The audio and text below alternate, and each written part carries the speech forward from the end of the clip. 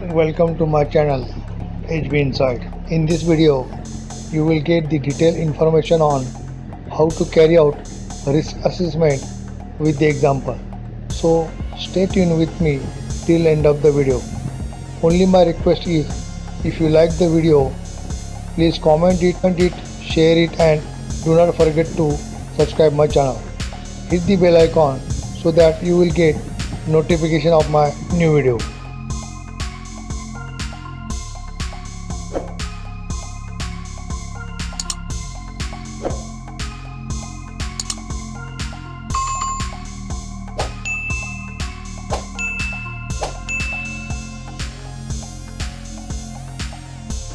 In this video, we will see the definition of hazard, definition of risk, steps of risk assessment, risk matrix and one example of risk assessment.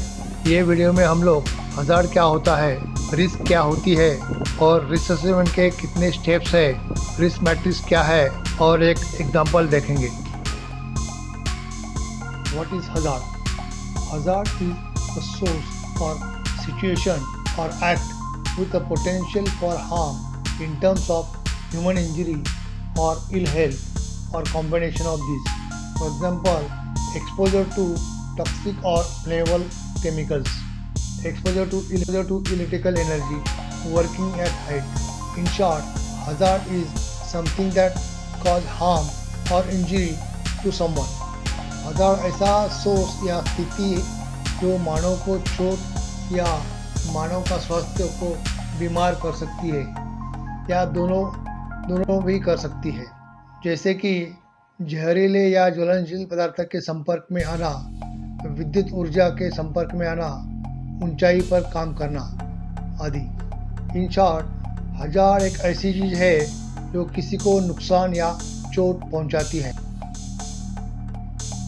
What is risk? Risk is a combination of the likelihood of an occurrence of a hazardous event or exposures and the severity of injury or ill health that may be caused by the event of exposure.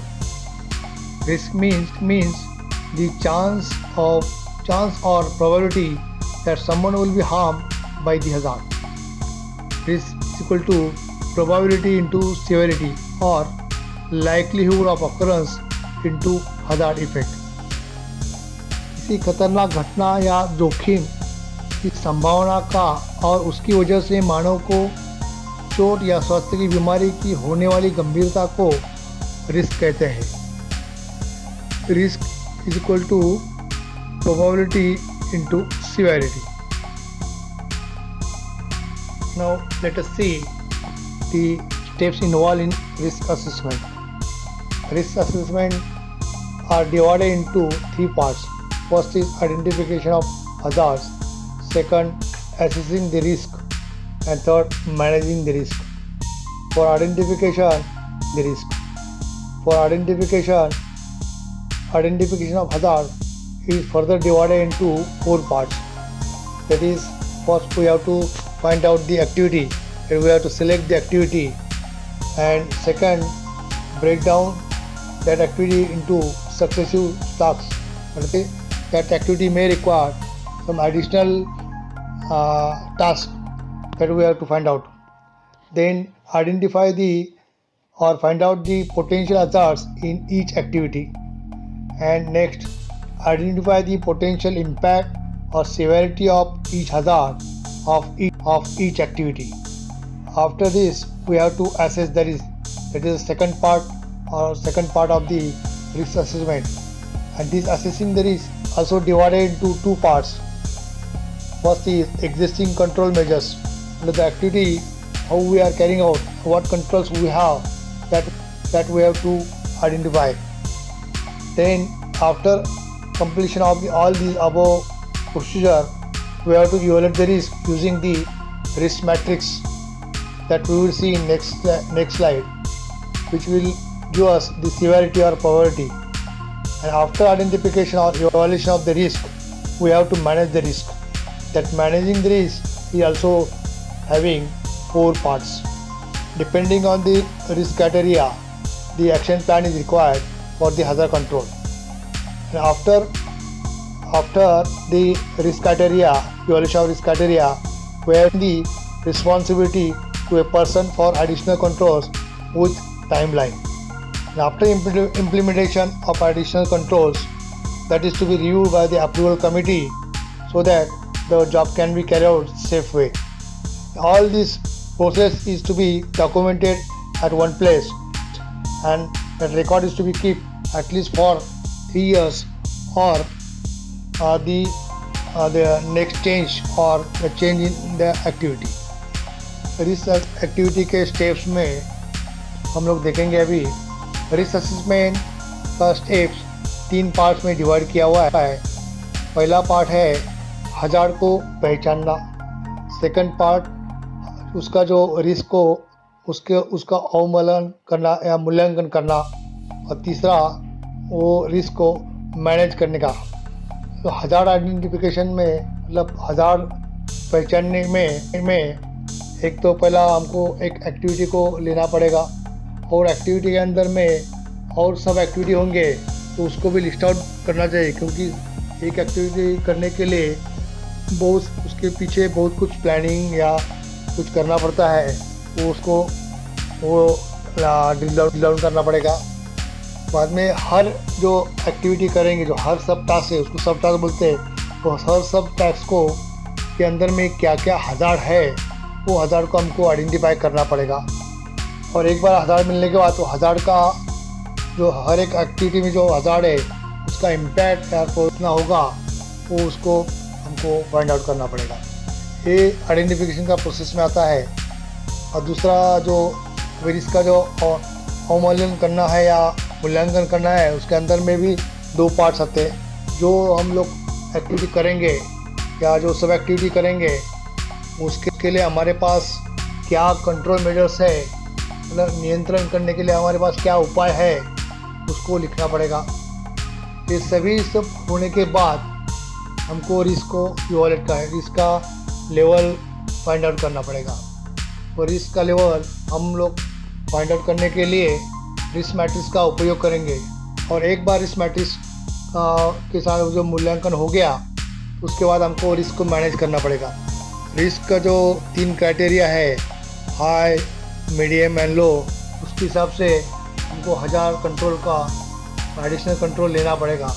और addition के लिए वो implement करने के लिए किसी को responsibility देना पड़ेगा, विथ टाइमलाइन देना पड़ेगा। और ये एक बार इम्प्लीमेंट हो गया तो उसको जो हमने जो रिस्क असेसमेंट किया है उसको एक रिव्यू कमेटी और अप्रूवल कमेटी से अप्रूवल लेना पड़ेगा। और ये सभी चीज़ एक फॉर्म में, डॉक्यूमेंटेड फॉर्म में होना चाहिए। और इसका now let us see what is risk matrix. Risk matrix to determine the risk level. The risk matrix help us to determine the risk level. Risk is probability into severity. It is 5x5 matrix. Probability and severity are further divided into 5 categories. As per the risk matrix table, the red color in the risk matrix table represents a high risk. The yellow color in risk matrix represents the medium risk, and the green color represents a low risk. How to identify the risk level from the risk matrix is already explained in detail of my earlier video of hazard identification and risk assessment. You can see that video. If you have not seen that video, I will give the link of that video in the description box. अब हम risk matrix को समझते हैं। Risk matrix को हमें risk का स्तर निर्धारित करने को मदद करता है।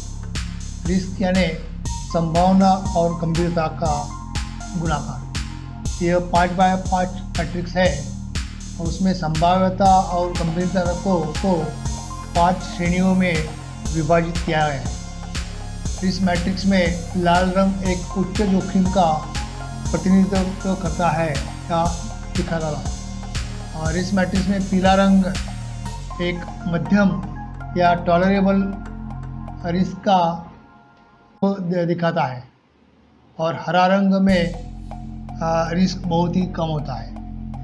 इस मैट्रिक्स से हमको रिस्क का लेवल मालूम हो जाता है, और ये रिस्क लेवल हमको कैसे मालूम करना है इसके बारे में पहले ही मेरा जो एक वीडियो है hazard identification and risk assessment, उसमें विस्तार से बताया है।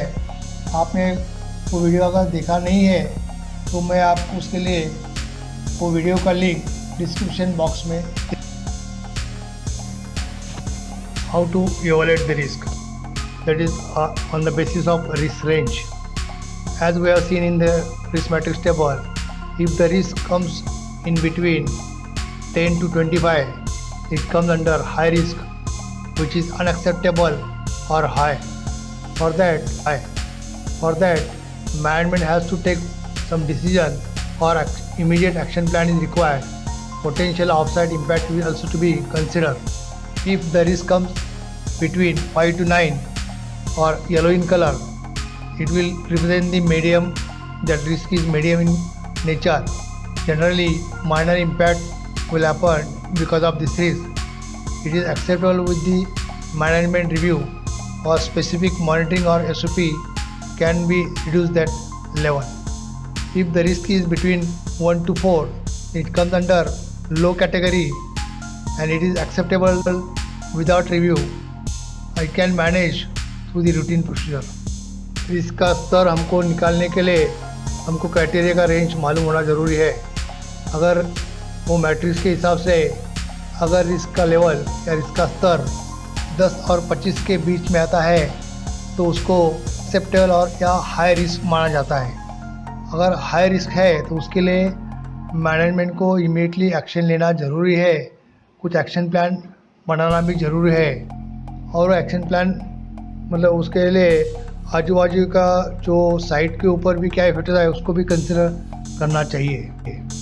अगर इसका स्तर 5 और 9 के बीच में है तो उसको मीडियम रिस्क कहा जाता है या माना जाता है, और ये रिस्क की वजह से जनरली माइनर इम्पैक्ट होता है और ये एक्सेप्ट हो सकता है।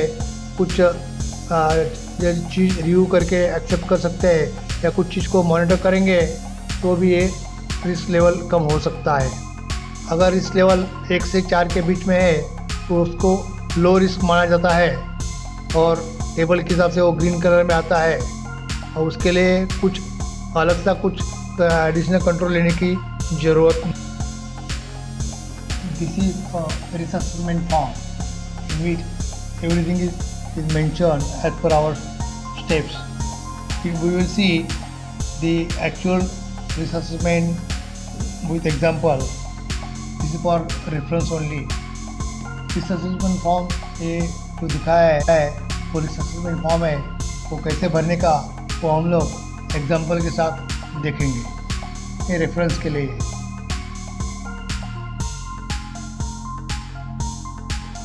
Now this is the main part of our video, that is how to carry out the risk assessment. Example: one of the manufacturing plant having an electrical motor with a pump in flammable area. The equipment is fixed on concrete foundation. The terminal box of that motor is at the elevation of 3 meters from the ground level. The permanent platform with railing is provided around the equipment. The preventive electrical maintenance is to be carried out on the equipment. The process here utility point is available near the location. Hence, in order to complete the job in safe manner, the risk assessment was carried out. This is a planned job. 3 contractor persons and 1 electrical technician is involved in this activity. The contractor persons are generally sitting in workshop and electrical technician sitting in substation. The substation and workshop is far away from each other. The main activity is electrical preventive maintenance of a motor. The motor is having power supply of greater than 1000 volts, which is situated in flammable area. One of the manufacturing plant में एक pump के साथ एक विद्युत motor है, और वह motor को ज्वलनशील क्षेत्र में लगाया है। यह मोटर या यह उपकरण एक कंक्रीट के नींव पर फिक्स किया गया है, मोटर का टर्मिनल बॉक्स एक स्तर से 3 मीटर ऊंचाई पर है और वो 3 मीटर के लिए एक रेलिंग के साथ फिक्स लैडर एक प्लेटफॉर्म लगाया हुआ है। एक प्रोसेस एयर का यूटिलिटी पॉइंट नज़दीक में उपलब्ध है। ये मोटर का प्रिवेंटिव मेंटेनेंस करना है, इसलिए ये सुरक्षित तरीके से काम पूरा करने के लिए रिस्क असेसमेंट किया गया है। उसी को now as per our risk assessment procedure we have selected the activity, that is preventive electrical maintenance of a motor having operating voltage greater than 1000 volt which is situated in flammable area or toxic area, than 1000 volt which is situated in flammable area or toxic area.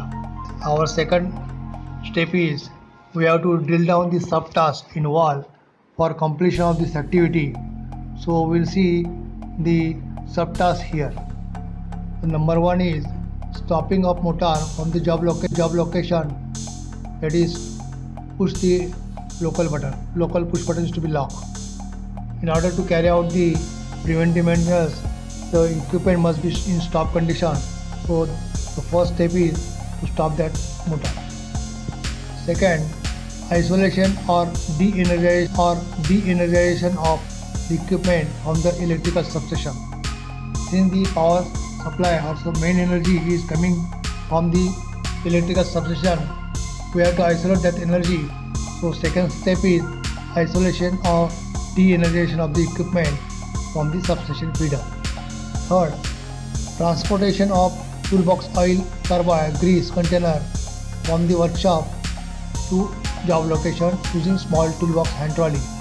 In order to carry out the preventive maintenance, we require some material like toolbox, oil carburetor, grease gun, like that. And this is to be taken to the job location using the hand trolley, because one person cannot hold all these things at a time. Next, assessing the local panel of equipment using permanent platform ladder. Work is at height of 3 meters. Since he has to carry out the terminal box, which is about 3 meters from the ground level. So in order to access that terminal box, he has to use the platform which is having the ladder, fixed ladder. Next step is opening the cover of local panel, terminal box and fan cover. As per the procedure, he has to open that fan cover and the terminal box. Testing of live power supply by using tools. Though the main energy source has been isolated in the substation, there may be some residual current at the local station, so he has to check whether the current is coming or not. Visual inspection of electrical component inside the local panel or terminal box. When he opens the terminal box, he has to see the condition of the component inside the terminal box. Then cleaning of terminal box, cable joint lugs, debris, dust using process air flexible hose. Since motor is situated in the flammable area, if he uses the vacuum cleaner, portable vacuum cleaner, then it will create one hazard of fire hazard, or that vacuum cleaner must be flame proof.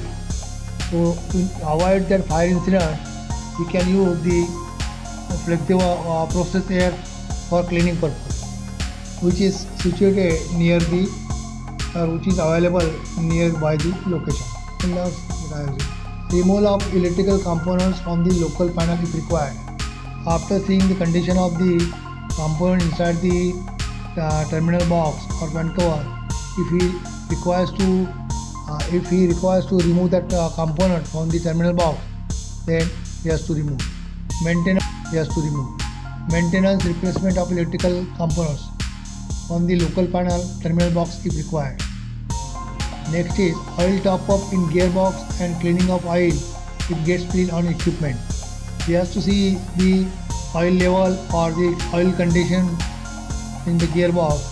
If the condition is deteriorated and if he has to replace, then he has to drain the oil and replace it with the new one. Next step, greasing on drive end bearing and non-drive end bearing. Since it is a rotating equipment having drive end bearing and 9 drive bearing, for lubrication purpose he has to grease that bearing. After completion of job, then he has to close the local panel or terminal box cover or fan cover. And after this activity, he has to take all his material or toolbox or carby, empty carby like that to the workshop. And after authorization or the permission from the issuing department, he has to power on the supply to the local panel. अभी जैसा कि हमने risk assessment procedure में देखा है, पहला तो activity select हो गया है जो हमारा इलेक्ट्रिकल मेंटेनेंस करने का है मोटर का। तो मोटर का वोल्टेज वो 1000 वोल्ट से ज़्यादा है और वो ज्वलनशील पदार्थ के एरिया में सिचुएशन में है। तो दूसरा नेक्स्ट स्टेप अपना रहेगा ये एक्टिविटी कंप्लीट करने के लिए उसके लिए कुछ और एडिशनल टास्क होंगे। वो टास्क को ड्रिल डाउन करना या लिस्ट आउट करना है। तो देखते हैं एक एक एक्टिविटी में क्या क्या है। सबसे पहला है मोटर को बंद करना पड़ेगा, क्योंकि कोई भी इक्विपमेंट के ऊपर काम करना है तो उसको बंद करना ज़रूरी है। तो ये अपना जॉब से पुश बटन को बंद करके या लॉक करके उसको बंद कर सकता है। दूसरा स्टेप होगा उसको उसका जो पावर सप्लाई है, मतलब मेन एनर्जी सोर्स जो है वो जो सबस्टेशन से आता है उसको आइसोलेट करने का या उसको एनर्जी को आइसोलेट करने का, वो हमको सबस्टेशन का फीडर से बंद करना पड़ेगा। तीसरा स्टेप है ये एक्टिविटी कंप्लीट करने के लिए उसको कुछ सामान की ज़रूरत पड़ेगी, जैसे कि टूल बॉक्स, ऑयल का कार्बाई, ग्रीस गन, ये सब वर्कशॉप में होंगे तो वर्कशॉप से लेके जाना पड़ेगा। उसके लिए हैंड ट्रॉली का उपयोग करेंगे। बाद में एक बार जॉब लोकेशन में जाने के बाद उसको लोकल पैनल को खोलने के लिए उसको जो परमानेंट प्लेटफॉर्म को यूज़ करना पड़ेगा। और ओपन करने के बाद उसके अंदर में जो कंपोनेंट्स है उसमें अगर कुछ करंट वगैरह आता है क्या वो देखना पड़ेगा, नहीं तो उसको शॉक लगने की संभावना है। उसके बाद तो टर्मिनल के बॉक्स के अंदर में कंपोनेंट्स का क्या कंडीशन है उसको देखने उसको इंस्टॉल करना पड़ेगा। बाद में टर्मिनल बॉक्स को क्लीन करने का, केबल जॉइंट क्लीन करने का, अंदर कुछ डस्ट या डेब्रिस है उसको क्लीन करना पड़ेगा। और डस्ट या डेब्रिस को क्लीन करने के लिए वो फ्लेक्सिबल होस को यूज़ करेंगे, प्रोसेसर यूज़ करेंगे, क्योंकि ये जो मोटर है ये फ्लेमेबल एरिया में है। अगर वो वैक्यूम क्लीनर यूज़ करता है वो और एक हज़ार्ड हो सकता है। वो जो फायर इंजन होगा तो फायर इंजन बचाने के लिए वो प्रोसेस एयर का यूज़ करेगा।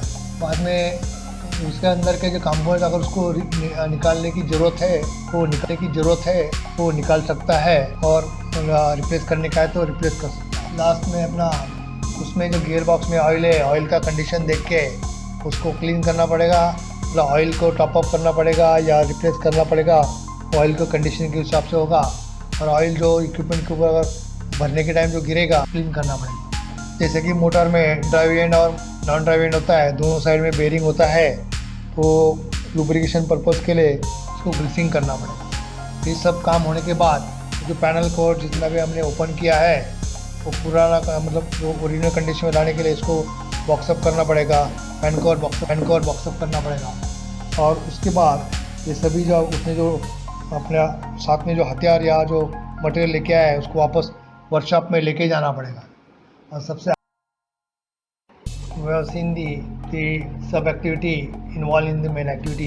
Now we will see the hazards involved in each activity that we will and evaluate the risk accordingly as per our steps. So in here I have clubbed the activity which are having the same hazard steps. So in here I have clubbed the activity which are having the same hazards, and that is mentioned in activity number and which activity I have clubbed, that is written in the activity column. Now let us see. Activity number 1, isolation and stopping of the motor on the job location. No specific hazard. Activity number 2 and 15. Activity number 2 is isolation and de-energization of the equipment from the electrical substation. And activity number 15, power on supply from feeder to the equipment. Since taking place at the same place, having the same hazard, I have club in that activity and mentioned in column number, activity number column. The hazards involved in these activities are electrical shock during removal of fuse from the feeder because of motor not isolated at feed location. If for carrying out any activity on the rotating equipment, it must be in stop condition, so that is to be stopped on the job location. If electrical technician was asked to de-energize that machine, then if the machine is not in stop condition and if he is going for the removing the fuse, he may experience the shock. So that is the hazard of electrical shock. Next is physical injury due to slipping of lever used for opening feeder panel cover.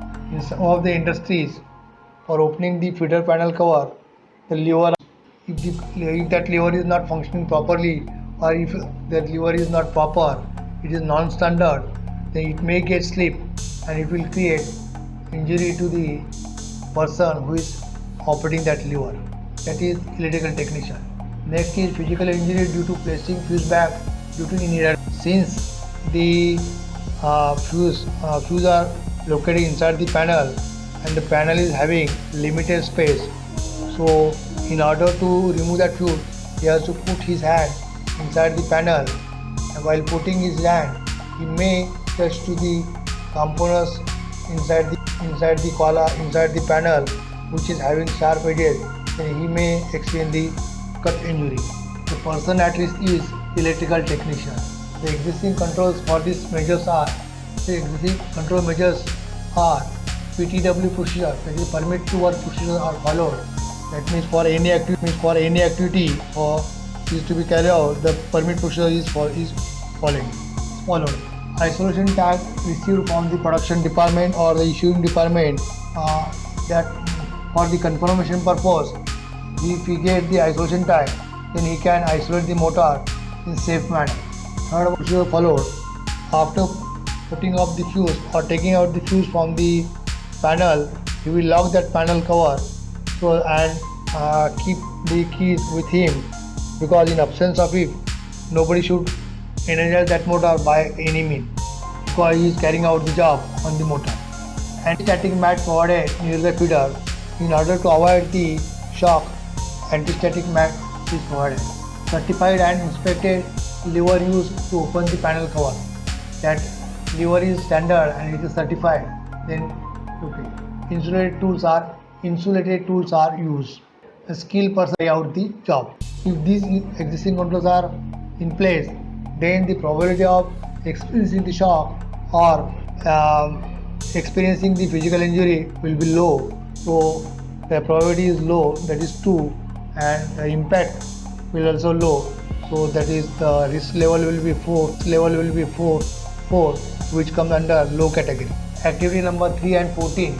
Transportation of the toolbox from substation or workshop to job location using small trolley, hand trolley, and transportation of toolbox from the job location to the workshop. The hazards involved is slip and trip hazard due to uneven path from the workshop to job location, or the path is not clear, then you may experience the slip and trip. If the road is not clear, if obstacles are there, so he may get the hindrance for carrying out the trolley. So if that trolley gets failed, or the handle may get hit to the person who is carrying the trolley, he will get the physical injury in that case. The person at risk is contractor person who is carrying out this job. Existing controls ensure housekeeping.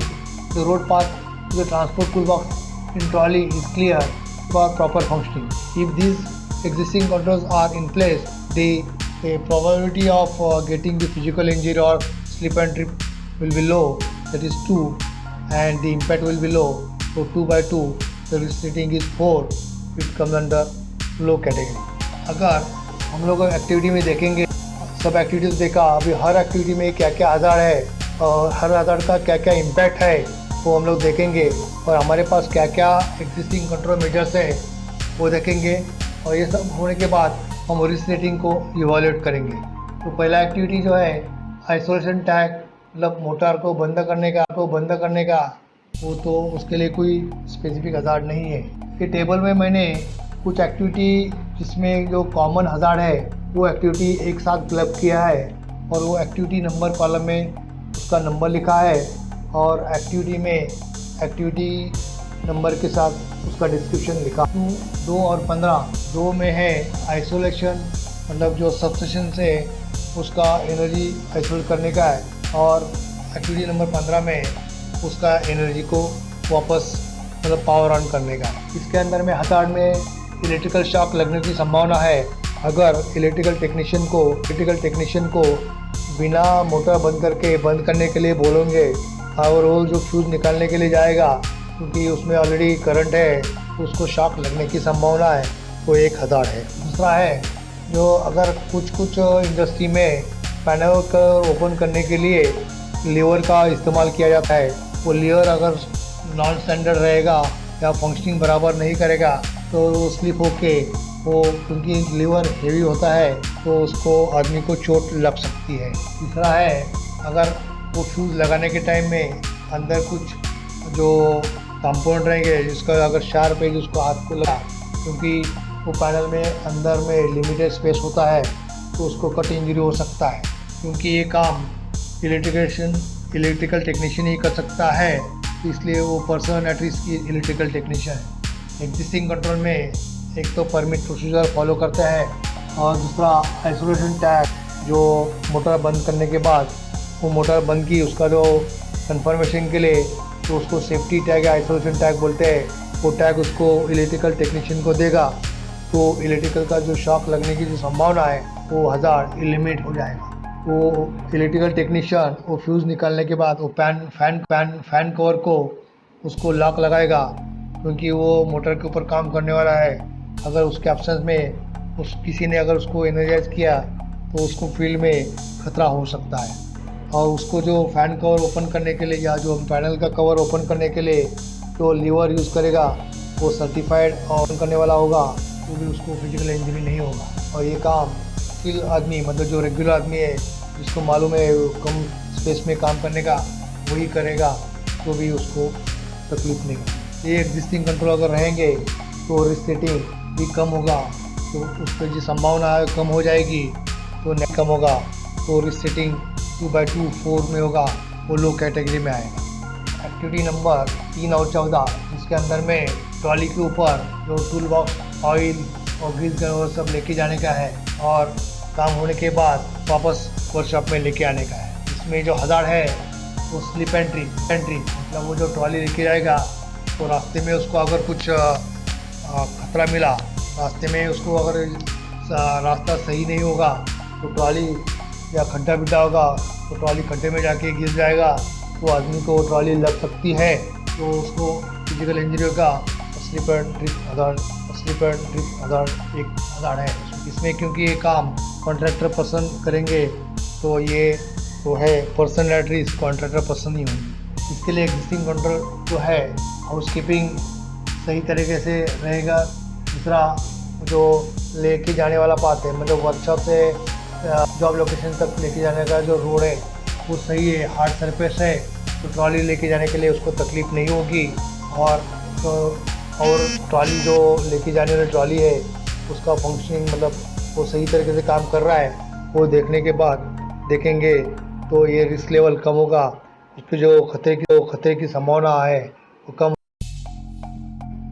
No next activities, this is activity number 4, accessing the local panel of equipment using permanent platform ladder. The work is at height of 3 meter elevation from the ground level. यह उपकरण या motor के स्थानीय panel या terminal box तक पहुंचना है जो 3 मीटर की ऊंचाई पहुंचना है जो 3 मीटर की ऊंचाई पर है। उसके लिए स्थायी प्लेटफॉर्म लैडर का उपयोग करना पड़ेगा। तो इसमें हज़ार्ड क्या है देखते हैं। What is the hazard? Hazard is fall from height while climbing on the fixed ladder if the ladder steps are not proper and no hand railing provided on both sides. आदमी को ऊंचाई से गिरने की संभावना है अगर सीढ़ी के कदम उचित नहीं है या दोनों तरफ हाथ की जो रेलिंग होती है वो रेलिंग नहीं है।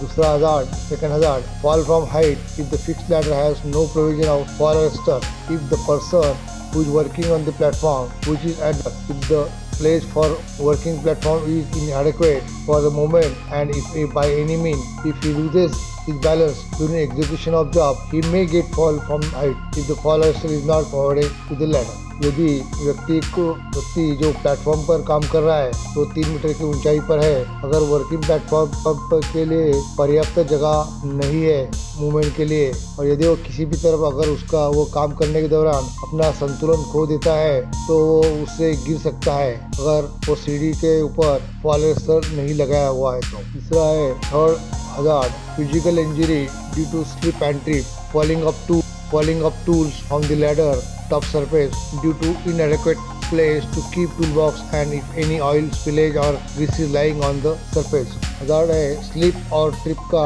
कारण शारीरिक चोट लग सकती है, क्योंकि अगर टूल बॉक्स रखने के लिए पर्याप्त जगह नहीं है और काम करने के वक्त कई टूल्स गिरता रहने की संभावना है। अगर सीढ़ी के ऊपर मतलब प्लेटफॉर्म के ऊपर अगर तेल या ग्रीस जैसा कुछ स्लिपरी मटेरियल पड़ा हुआ है तो फिसलने की संभावना है। इसमें the person at risk is electrical technician, क्योंकि वो ऊपर पैनल को खोलने के लिए इलेक्ट्रिशियन जाएगा तो वो is at risk. Existing control में ladder has railing arrangement on both sides, सीढ़ी के दोनों तरफ रेलिंग की व्यवस्था है। 3-point contact is ensured while climbing by the trained person. The person has been trained for what precautions to be taken during climbing. चढ़ाई करने समय 3 बिंदु संपर्क सुनिश्चित, चढ़ाई के दौरान सावधानी बरतने के लिए व्यक्ति को प्रशिक्षित किया गया है। Fall arrester arrangement at the top of fix ladder to guard on the surface of the platform, तो निर्धारित सीढ़ी के ऊपर जो फॉल अरेस्टर की व्यवस्था की गई है और लैडर की जो सतह पर मतलब जो प्लेटफॉर्म के जहाँ वो खड़ा रहेगा वो उसमें टो गार्ड लगाया हुआ है। Platform surface is clean and dry, platform का जो सरफेस है वो क्लीन और ड्राई है, वहाँ कोई ऑयल या ग्रीस पड़ा नहीं है। If all these existing controls are available, then the probability of these hazards mentioned like fall from height and get reduced as the control measures reduces the probability. The impact of these hazards or severity will also on lower side considering the elevation. So with reference to risk matrix it comes to 2/2 4 which is on lower category. यदि ये सभी मौजूदा नियंत्रण उपलब्ध है तो ऊंचाई से गिरने और शारीरिक चोट जैसे खतरा कम हो जाएगा, क्योंकि नियंत्रण उपायों से संभावना कम हो जाती है। इन खतरों या गंभीरता का प्रभाव ऊंचाई को देखते हुए निचले हिस्से पर ही पड़ेगा, इसलिए रिस्क मैट्रिक के संदर्भ से यह 2/2 मतलब 4 होता है, लोअर कैटेगरी में आता है। और next activity number 5 and 13, it is opening the cover of local panel terminal box और fan cover and box up of fan cover terminal box after completion of the job. जो स्थानीय panel या terminal box या पंखे का cover को खोलना और काम होने के बाद उसको बंद करना, these are the activities. It is activity number 5 and 13. इसमें hazard, physical injury if the panel or terminal box cover screws are rusted and if the person uses non-standard tools for opening the screws, then there is a chance of slipping of tools will hit the person and will lead to injury. तो उसको शारीरिक चोट लग सकती है यदि panel या terminal cover box को स्क्रू को जंग लगा हुआ है, और यदि व्यक्ति स्क्रू खोलने के लिए नॉन स्टैंडर्ड टूल्स का उपयोग करता है तो उपकरण फिसलने की संभावना है और वो फिसलने से उस व्यक्ति को मार देगा और उसको चोट लग सकती है। इसमें the person at risk is electrical technician and contractor person, this help this technician. और इसमें जो काम करने वाला व्यक्ति है अगर ट्रेंड रहेगा देन ये जो उसका जो रिस्क है वो कम हो सकती है। तो उसके हिसाब से इसका अगर रिस्क मैट्रिक्स के हिसाब से देखेंगे then risk is 2/2 that is 4, it come under low category. और एक जो एग्जिस्टिंग कंट्रोल है तो सर्टिफाइड टूल्स आर यूज, मतलब नॉन स्टैंडर्ड टूल्स यूज नहीं करेगा तो ये रिस्क कम हो सकती है। Now activity number 6, testing of live power supply by using tools like tester का उपयोग करके लाइव बिजली का परीक्षण करना। इसमें जो हजार्ड रहेगा, electrical shock due to discharge of residual current from the semiconductors.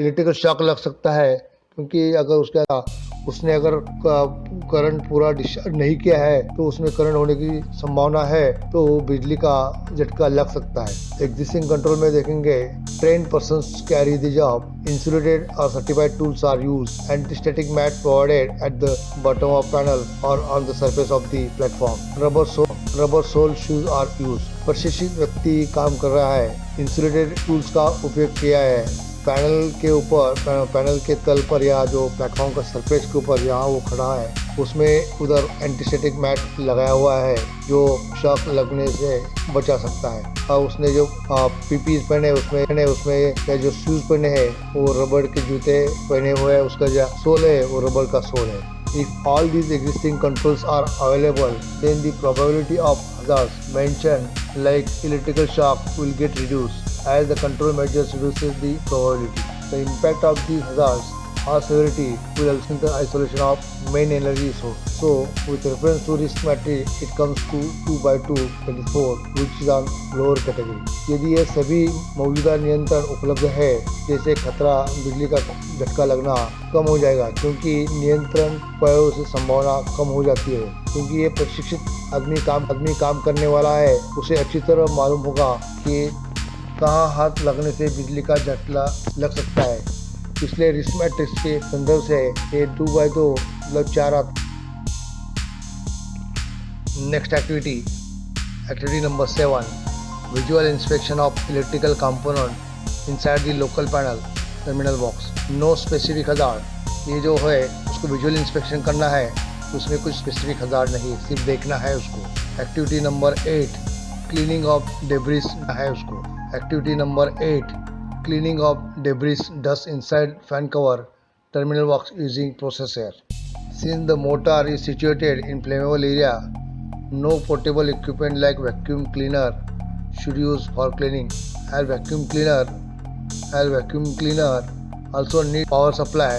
For that, some extension board is required, has to be used, which will be a ignition source. Hence, there is chance of fire because of ignition source in flammable area. In case of any leakage exists, hence instead of vacuum cleaner, process air from utility point which is available nearby equipment is used for cleaning purpose. Terminal box के अंदर की जो धूल या मलबा या पंखे के कवर के अंदर की धूल को साफ करने के लिए हवा का उपयोग करने वाला है। क्योंकि मोटर एक ज्वलनशील क्षेत्र में है, इसलिए सफाई के लिए वैक्यूम क्लीनर जैसे किसी भी पोर्टेबल नहीं करना चाहिए, क्योंकि वैक्यूम क्लीनर को कुछ जो उसको पावर सप्लाई देना पड़ेगा, उसके लिए एक्सटेंशन बोर्ड की जरूरत पड़ेगी और ये एक इग्निशन सोर्स हो सकता है। और किसी भी तरह से अगर वो एरिया में कुछ लीकेज है कि वो फ्लेमेबल एरिया है और उसको ऐसा उस इग्निशन सोर्स मिल जाता है तो उसे आग लगने की संभावना बढ़ जाती है। इसलिए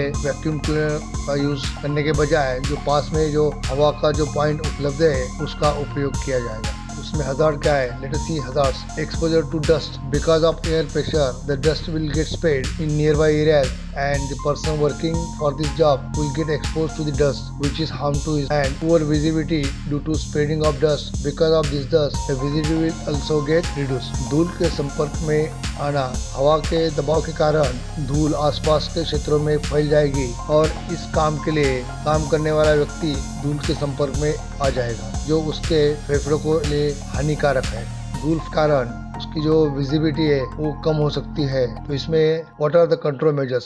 dust mask and other mandatory PPEs like goggle, hand glove are used. धूल के संपर्क में आने से बचने के लिए डस्ट मास्क, हैंड ग्लोव और गॉगल का उपयोग किया है। No risk rating, you already risk rating. With reference to the risk matrix, the risk rating for this hazard is 2/2, that is 4. It comes under the low category. Risk matrix के संदर्भ से इस खतरे को अगर निकालेंगे तो देखेंगे वो 2/2 आएगा, वो 4 है जो ही लो कैटेगरी में है। No activity number 9 and 10. Activity number 9, removal of electrical components from the local panel or terminal box if required, and maintenance or replacement of electrical components from the local panel if required. यदि वो जो panel के अंदर से कोई components को change करना है या बदलना है, उसके ऊपर कुछ मेंटेनेंस करना है, तो ये एक्टिविटी है। तो what is hazard? Physical injury during removal of components due to inadequate place and sharp edges of the other components. Since the terminal box contains limited space to work during removal or fixing of any electrical component, there is chance of touching the hand to any part having the sharp edges, which will lead to the cut injury. जगह कम होने की वजह से वो जो खोलने का जो पर्सन काम कर रहा है, अगर उसका हाथ किसी शार्प जैसा वस्तु को लगेगा, उसको कट होने की संभावना है, तो फिजिकल इंजरी हो सकता है। तो what is the control measures? Train person is working carrying out the job and cotton gloves are used during the execution of job. मतलब प्रशिक्षित व्यक्ति या कुशल व्यक्ति का ये काम कर रहा है और ये काम करते समय वो कॉटन के हैंड ग्लोव्स का उपयोग किया है। No violate the risk setting. With reference to the risk matrix, the risk setting for this hazard is 2/2, that is 4. It's come under the low category. Next activity number 11. Oil top up in gearbox and cleaning of oil if get spilled on the equipment. As per PM checklist, the electrical technician has to check the oil level in the gearbox, the quality of oil, and depending upon the condition of the oil, he has to replace or top up the oil in the gearbox. Risk matrix से PM का checklist के हिसाब से उसमें वो gearbox में ये oil या तेल डालना पड़ेगा, क्योंकि उसका जो ऑयल का लेवल है कितना है वो देखना पड़ेगा, ऑयल का कंडीशन क्या है वो देखना पड़ेगा। तो उसके लिए उसको ऑयल टॉप अप करना पड़ेगा, और ऑयल टॉप अप करने के टाइम वो कुछ गिरने की संभावना है तो उसको क्लीन भी करना या साफ करना पड़ेगा। Now what is hazard? Slip and trip hazard due to slippery surface form because of oil spillage on the surface. मतलब जो तेल गिरने के कारण फिसलने की संभावना है तो स्लिप एंड ट्रिप का खतरा हो सकता है। What is the control measures? Cotton gloves are used while top up of oil, trained person carry out the job. Because of cotton gloves, you will have the proper grip on the container, so there is no chance of slipping the container. और प्रशिक्षित व्यक्ति या कुशल व्यक्ति ये काम कर रहा है और यह काम करते समय कॉटन के हैंड ग्लोव यूज करेगा, जिसकी वजह से उसकी पकड़ सही होगी तो फिसलने की संभावना कम है। तो risk setting with reference to risk matrix, the risk setting for this hazard is 2/2, that is 4. It comes under low category. Risk rating के संदर्भ से इस खतरे के लिए जो रेटिंग है वो 2/2 4 आएगा, वो लो कैटेगरी में आएगा। No activity number 12, greasing on drive and bearing and non drive and bearing. Since the motor is rotating equipment and it has 2 bearing, one is at the non-drive end and other is at drive end. So in order to lubricate these bearing, grease is applied using the grease gun. ये motor में drive end और non drive and bearing होती है, उसको greasing का है, क्योंकि वो लुब्रिकेशन के लिए ग्रीसिंग की जरूरत पड़ती है, तो ये ग्रीसिंग करना पड़ेगा। इसमें हजार्ड क्या है? What is hazard? Slip and trip hazard due to slippery surface form because of spillage of grease. Grease अगर वो लगाने के टाइम कुछ ग्रीस इधर उधर गिर जाएगा तो उसकी वजह से सरफेस स्लिप हो जाएगा, तो स्लिप एंड ट्रिप का हजार्ड बन सकता है। What is control measures? Cotton gloves are used while top of while greasing and trained person carry out the job. प्रशिक्षित व्यक्ति ये काम कर रहा है और ये ग्रीस गन का यूज करने के टाइम वो कॉटन का हैंड ग्लोव्स यूज करेगा, ये कंट्रोल मेजर्स है। Now evaluate the risk with reference to the risk matrix, the risk setting is of this hazard 2, that is 4. It comes under the low category। और risk matrix को अगर हम लोग refer करेंगे तो इसका जो कैटेगरी रेटिंग आएगा that is 2/2, that is 4, वो लो कैटेगरी में है। This is all about the risk assessment procedure. I hope you must have enjoyed the video and I am expecting that you will able to carry out the assessment at your location for any job. So if you like the video then please comment it, share it and do not forget to subscribe my channel. Thank you. Risk assessment की प्रक्रिया के बारे में मैंने पूरा detail में जानकारी दे दी है और मुझे आशा है कि आपने ये वीडियो का आनंद लिया होगा, और उम्मीद कर रहा हूँ कि आप किसी भी काम के लिए अपने स्थान पर रिस्क